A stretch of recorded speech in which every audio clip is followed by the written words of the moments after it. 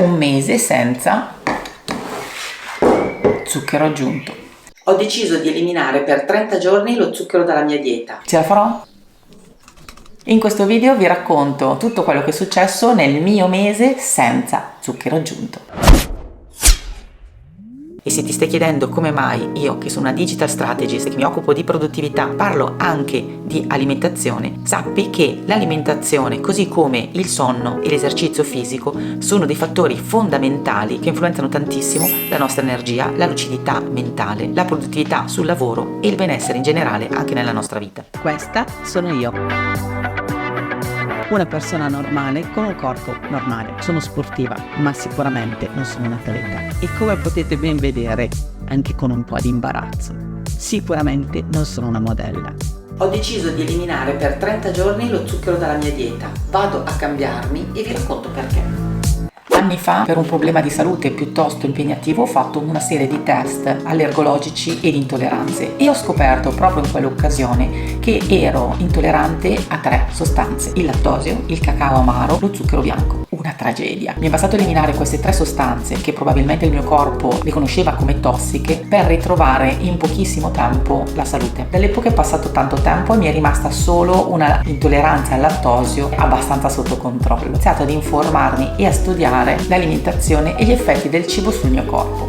Attenzione, non sono una nutrizionista e non do mai consigli di alimentazione, neppure quando svolgo il mio lavoro di istruttrice di fitness. Mi limito ad applicare su di me le mie conoscenze e a condividere con voi gli effetti benefici che ne riscontro. Ho un'alimentazione piuttosto varia e anche equilibrata, ma ogni tanto, come tutti gli esseri umani, eccedo. Ultimamente ho un po' esagerato con i dolci. Non ne faccio assolutamente una questione di peso, anche perché ho eliminato nella mia vita la bilancia però mi sono resa conto di quanto tutto questo zucchero andasse a disturbare il mio corpo, il mio fisico e anche e forse soprattutto la lucidità della mia mente.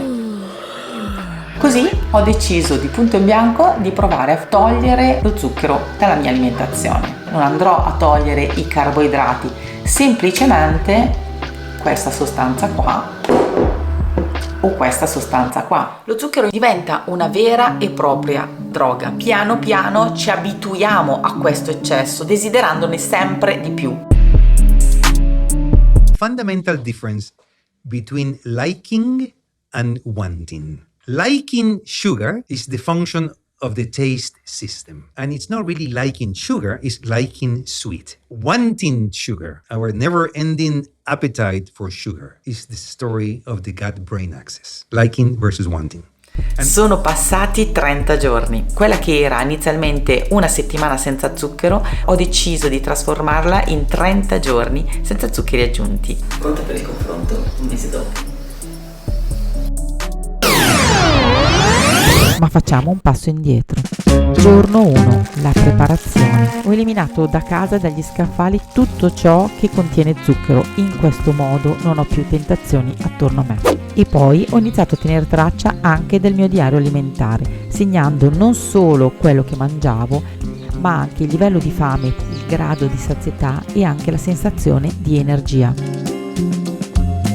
La colazione tendenzialmente in Italia è sempre una colazione dolce, insomma il classico cappuccino e brioche. Io invece faccio una colazione salata che può essere alternata, le uova, un omelette oppure una fetta di pane con del formaggio e del prosciutto. Ultimamente alterno questa colazione salata dei fiocchi d'avena a cui poi aggiungo frutta fresca e delle mandorle. Ogni volta che io ho pubblicato una storia sui miei canali social raccontando parte del mio percorso di eliminazione dello zucchero dalla mia alimentazione, molte persone mi hanno chiesto se io avessi eliminato i carboidrati. Carboidrati e zuccheri non sono della stessa cosa, anche se spesso questi due termini vengono utilizzati come se fossero dei sinonimi. Lo spiego come lo conosco io. Per una distinzione tecnica non è questo sicuramente il canale giusto per un approfondimento. I carboidrati sono una delle nostre fonti di energia primaria, carburante. Il nome del carboidrato deriva proprio dalla struttura chimica, dalla presenza di carbonio all'interno della propria struttura. Poi a seconda del numero di carbonio presente vengono classificate in monosaccaridi, disaccaridi, oligosaccaridi monosaccaridi, eccetera eccetera. Il nostro classico zucchero da cucina è il saccarosio. Oltre a questo poi esistono tutta una serie di dolcificanti più o meno naturali, con più o meno zucchero, che fanno bene, che fanno male. Insomma, non è sicuramente questo il video dove parlarne. Io ho eliminato lo zucchero semplice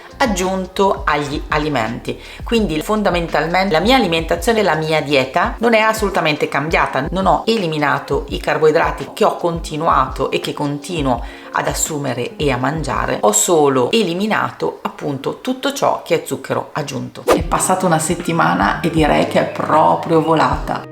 Mi sento decisamente bene e non ho sentito assolutamente il bisogno di zucchero. La vera differenza la noto al mattino, mi sveglio già carica di energia e pronta per affrontare la giornata con un po' di attività fisica. Trovo la mia faccia leggermente più sgonfia, soprattutto qua, e la pelle più luminosa e il cervello decisamente più reattivo. Secondo l'OMG, la percentuale di zucchero giornaliera che dovremmo assumere in ogni sua forma è indicativamente tra il 10 e il 15% del nostro fabbisogno energetico. Il mio primo obiettivo era quello di fare una sola settimana senza zucchero aggiunto, ma visto che non ho avuto nessun tipo di problemi ho deciso di proseguire e fare un intero mese. Solo che adesso viene il complicato. Stasera arriva un mio amico a trovarmi e sicuramente ci saranno molte più occasioni di mangiare fuori. La prova a tiramisù è stata davvero molto dura. Gli ho insegnato a fare il tiramisù senza toccare nemmeno un granello di zucchero. E non ho neppure leccato la pirofila. Fin quando si mangia in casa è davvero molto semplice, ma fuori sarà sicuramente più sfidante. Ci proviamo. Giorno numero 12. La mia percezione del sapore dolce sta assumendo delle sfumature diverse. Adesso la frutta mi sembra decisamente più dolce rispetto a prima. Vado a mettere un po' di feta sbriciolata sul fondo.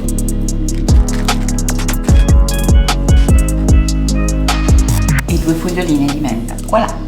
Giorno numero 16 dei miei 30 giorni senza zucchero. Ho superato metà del mio percorso. Sto decisamente bene e ormai già da qualche giorno non mi viene neanche più la tentazione di acquistare qualcosa di zuccherato o di mettere lo zucchero all'interno delle mie bevande. Oggi vi porto con me a fare la spesa. In tantissimi degli alimenti che assumiamo viene addizionato dello zucchero, anche laddove naturalmente non si troverebbe, e questo viene fatto sia per garantirne la conservazione, sia anche per renderlo più appetibile e gustoso.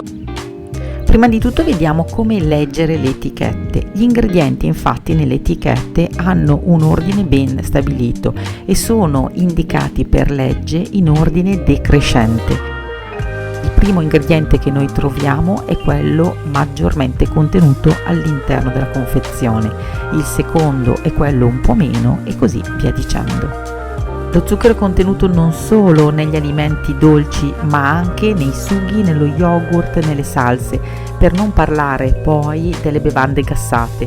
Nella Coca-Cola è al secondo posto subito dopo l'acqua, la stessa cosa succede nella Sprite e un po' forse a sorpresa anche in qualcosa di un pochino più amaro come può essere la Schweppes.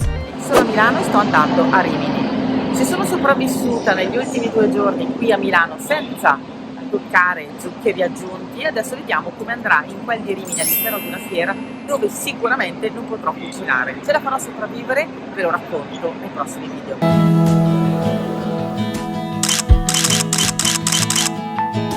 Quando si è in giro bisogna fare particolare attenzione. Ieri ho provato a fare colazione in un bar, ma non so se vi siete mai accorti, nei bar è difficile trovare qualche cosa di salato o comunque senza zucchero già pronto. O al massimo ordinare un toast, ma ovviamente ci vuole un pochino più tempo. Così ieri sono passata al supermercato e mi sono comprata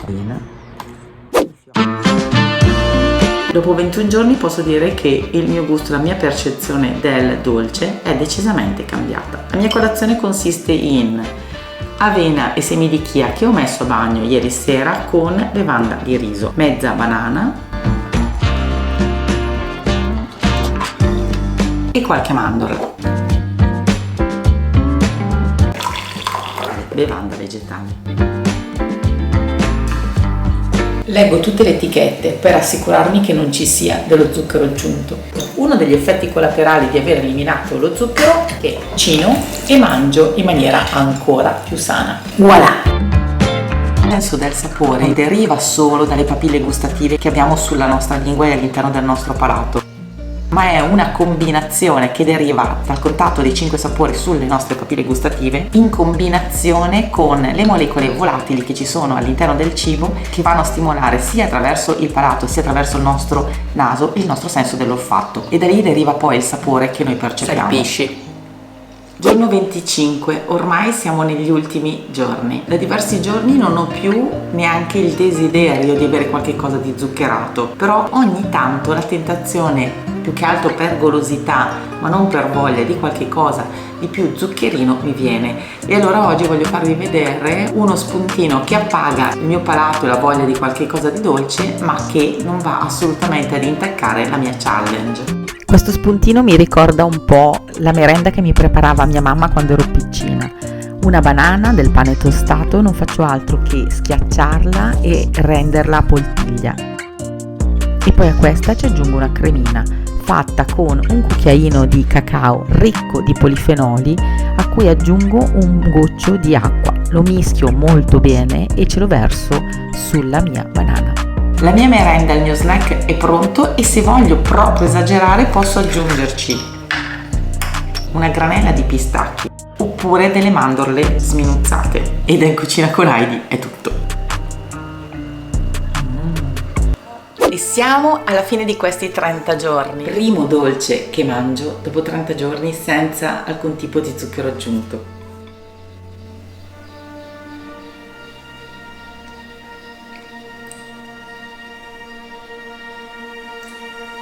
Buono, mi sembra molto più dolce del solito. È dolcissimo. Vi ho portato in tutto il mio percorso e vi ho raccontato tutto quello che è successo, come mi sono sentita, difficoltà da una parte e dall'altra parte invece tutti i benefici che sono stati decisamente maggiori nell'aver eliminato lo zucchero dalla mia alimentazione. E adesso prova bilancia.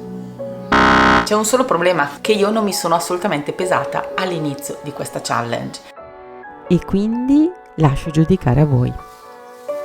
Eccomi qua, 30 giorni dopo.